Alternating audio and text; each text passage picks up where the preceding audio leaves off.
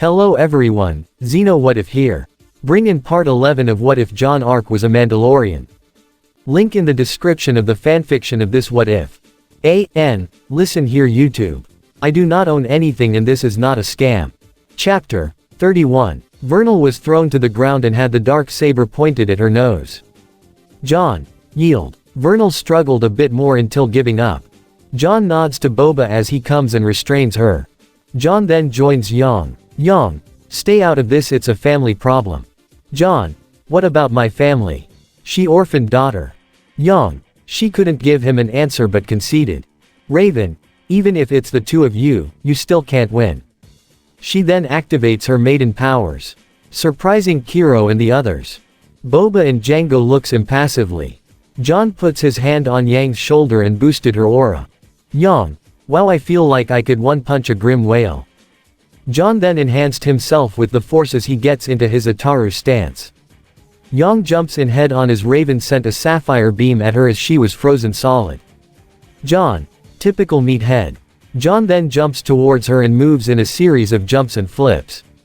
Raven conjures up an ice broadsword, but when it came to contact with the dark saber it just melted. Raven, what? Then suddenly Yang broke out of the iceberg with her hair blazing. Yang then used her gauntlets to boost herself at Raven.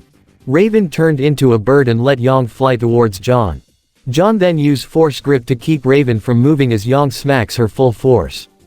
Raven tries to get up but John launches his spear at her, piercing her kimono and pinning her to the wall. John, wake up to reality. The strong inspire the weak. The weak strive to become strong. And only parasites prey on the weak. Raven was having an existential crisis. John, Yang, I leave her to you. Communication. Jaster, John, we took the initiative and searched the area and found some clues on where the bandit tribe is. John, understood, give the night owls the go signal. Let them clean up the trash. Much later, Ozpin's office. They were watching a live cam of Lionheart. John beats him while asking him questions. John, why did you do it? Punches him in the side. John, why betray everyone? Leo, there was no winning against her. John, no one knows that, not even Ozpin. Leo, he lied to us. He punches him in the face. John, we know, that's why we're ending this. Leo, you think your weapons can harm her? John then took a rope and tries strangling him. John, if it bleeds we can kill it. You saw that. He then stops when Leo's scroll rang. Jaster, sir, it's his scroll. He throws it to John. As he caught it he looks to the contact. It was unknown contact. After he listened to a few words, he then draws his DL-44 and points it at Leonardo's head. Ozpin. John, no, we need him alive. John, he's nothing but a liability. James, he is still part of the Mistral Council. He must face trial.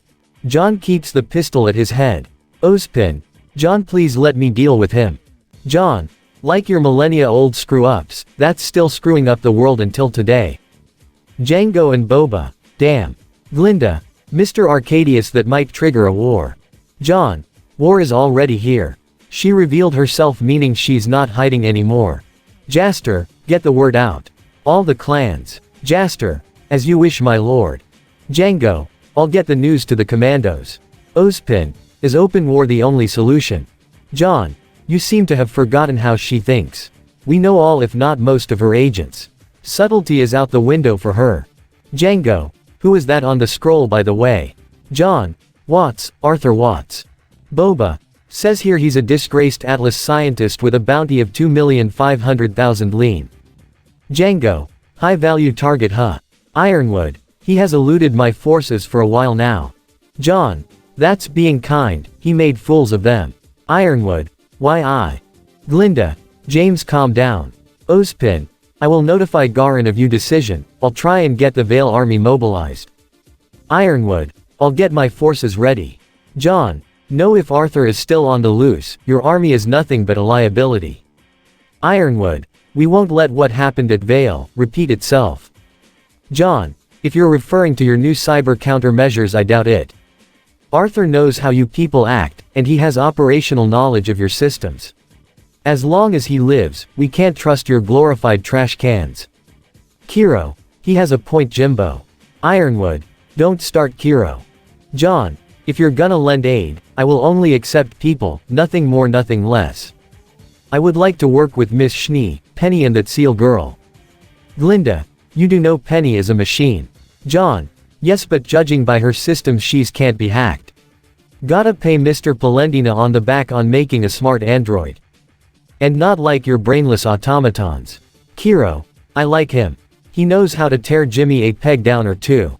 John, we denied them the fall and spring maidens, their next target would be the winter maiden. Any idea where she is? Oz? Ozpin, Atlas. John, duh, of course you guys would be that obvious. Why not have them broadcast where they are? Glinda, we're on such short notice to change plans. John, Ozpin has been doing this for centuries and he's still coming up short.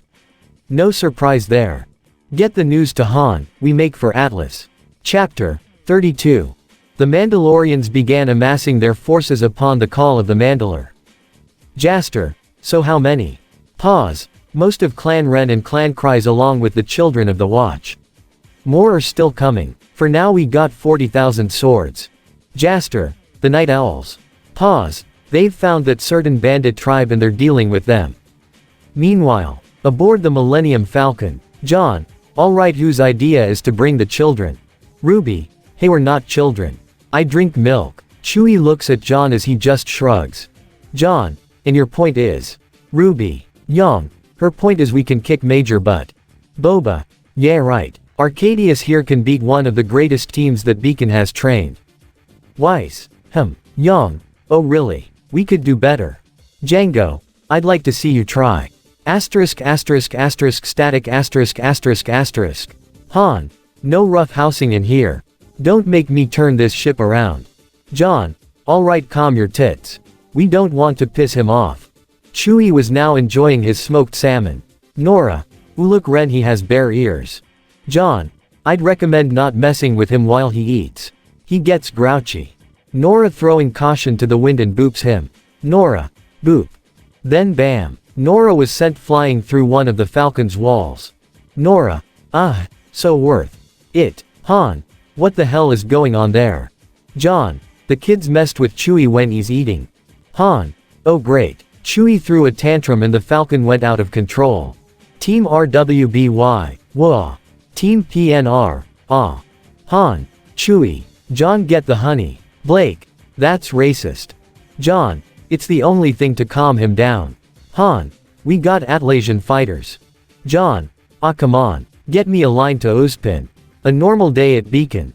Ozpin's office. Ozpin was just sipping his coffee until an alert came in. John, Ozpin. Ozpin did a spit take. Ozpin, Mr. Arcadius, what's wrong? I thought you were going to Atlas.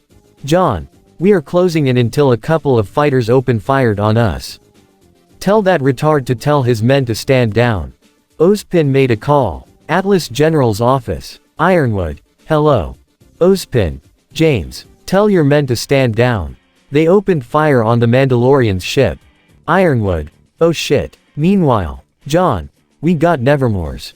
Han, Chewie take the controls. John, me turrets now.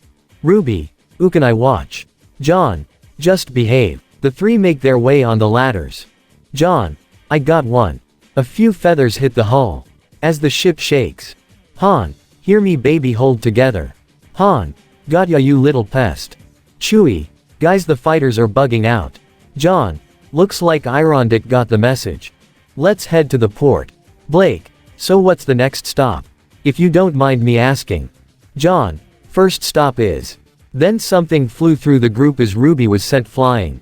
Penny, friend Ruby, I'm glad to see you here. Why are you in Atlas? Pietro, now Penny, you shouldn't do that to your friends. As an old man in a weird chair enters the scene, Pietro looks at the group and gasps at the certain others. He comes near them and bows his head. Pietro, greeting my lords, I am sorry I had not prepared for your arrival. No one informed me that the legendary Mandalorians was coming to Atlas. John, do not bow. For your ancestor saved the life of one of my ancestors, from an assassination attempt. He gestures for the old man to rise. Pietro, even so I must pay respects to the new Mandalore. Penny, father, do you know these people? Pietro, Yes dear, they are the reason why our family is still successful. Penny bows to them, which made John uncomfortable. He must get used to it as he will be crowned as the next king of Vale after this war. The crew made their way to Pietro's laboratory. Pietro, I was hoping one day you would come to Atlas. But with the way things are progressing, I thought the day would never come. Pietro hands him a lightsaber. John, how are you able to make something like this? Pietro, it's not the same as what the Mandalorians have, but I made my own. It may be inferior in the heat emitter and it will take time to melt through thicker metals, but the hilt was made from leftover Beskar that your ancestor gifted my family. And I know your customs that Beskar only belongs to your creed. John takes the hilt, carefully inspecting it, seeing it has the same weight as Beskar should. He then ignites the blade as crossguards extends. Nora, ooh, so bright. Ruby, I want it. John, interesting. Pietro, I call it the beam saber. John, it's good enough, you're quite gifted, Dr. Palendina. But I already have the dark saber. John then shuts it off. John, but I believe this will serve us better if it was in your hands, old friend. He hands it to Boba. Boba, I would be honored.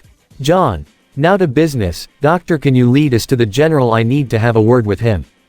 Pietro, as you wish. The crew departs as Han and Chewie makes repairs on the Falcon. The crew was met by a group in the Academy's lobby. One walks over to them. Harriet eyes the new Mandalore. Harriet, I thought you'd be taller. John, says the shorty, how's the view from all the way down there? Harriet, wah. The Ace Ops began giggling. The Mandalorians were on guard. The beacon teams were also giggling. A new person came in to escort the strike force to the general. Winter, greetings Lord Mandalore. She bows, which surprised the Ace Ops. Weiss, sister. Winter, I was not notified that Beacon was involved. John, they made themselves involved. Now please let's go to the meeting.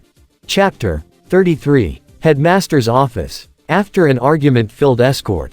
John, well, that was underwhelming. Ironwood, greetings ladies, gentlemen. And, Pietro. Pietro, I am here to respect my family's wishes with the Mandalorians. Ironwood was shocked at how widespread the Mandalorians truly are. They are not limited by simple kingdoms. They are an ideal. And ideals are bulletproof.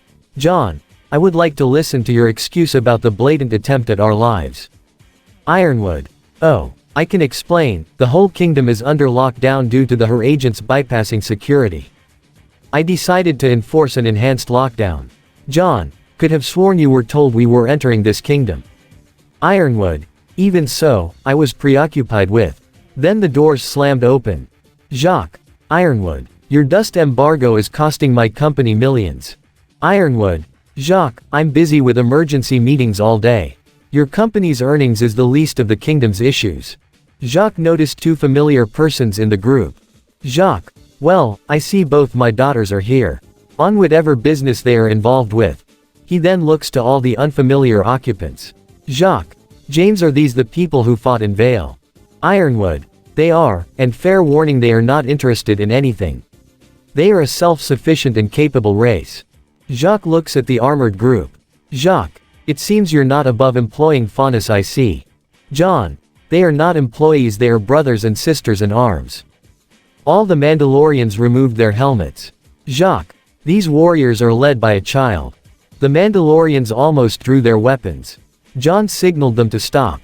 Ironwood, be careful Jacques, I have been informed by Ozpin that this young man is the next in line to rule a newly discovered kingdom. Jacques was speechless. A new kingdom. He then eyes their armor and weapons. He also sees Winter staring at the man. Jacques, interesting tools you have there. What are the materials they are made of? John, those secrets belong to our ancestors and our people. And no one besides us can have it. And you can't simply marry your way in. Boba and the rest nods. Jacques, why I never. Ironwood, they aren't the type of people you can threaten with force or money Jacques. They're the type you get out of the way from. Jacques, speaking from experience General. Ironwood just grumbled. Jacques, either way they are still impressive. Here's my business card. We will speak later in private General. As he left, John used his flamethrower and turns the card to ashes. John, so are you doing any backdoor deals? Ironwood, no, he just wants me to cease the lockdown in order to resume his business. John, I'll have you know that some of my people are already on the move dismantling his mines. Ironwood, he's gonna throw a hissy fit. Do you have any authority on that mission? John, if you're asking you have any justification with my actions, you can take a look at this. He activates a projector and shows numerous rights violations in the SDC mines. People being beaten and starved, children working in the mines, inhumane use of tech to threaten compliance, you name it, all illegal. Ironwood, I didn't know it was that bad. John, it's either you didn't know or you didn't want to know. The SDC is your major supplier if ammunition in dust would skew your worldview. Winter and Weiss looked away. Ironwood, Blake, you bastards. John puts his hands on Blake's shoulder. John, Blake, enough, my people are bringing theirs to justice. Boba, get these info to the Atlas News, this needs to be done ages ago. Boba, I got it. John, since we are here, I need to discuss your plans with Ozpin. Ironwood, Aesop's, Penny, Winter, we need privacy. John, guys, this is official business. Please wait outside with the rest. The rest if the teams left the room with only John and Ironwood left. Ironwood makes a call to Ozpin. Ozpin, greetings. Both of you, let us discuss the plan of attack. Ironwood, indeed. John, my forces have amassed currently 60,000 strong able-bodied men and women. Along with 10 Dreadnought-class battleships. Ironwood, that many. How are you people able to achieve this? John, because we are not divided by our petty differences. We are not fighting against tyranny, persecution or oppression, but annihilation. While you 4 toddlers have been fighting over who's the best among you.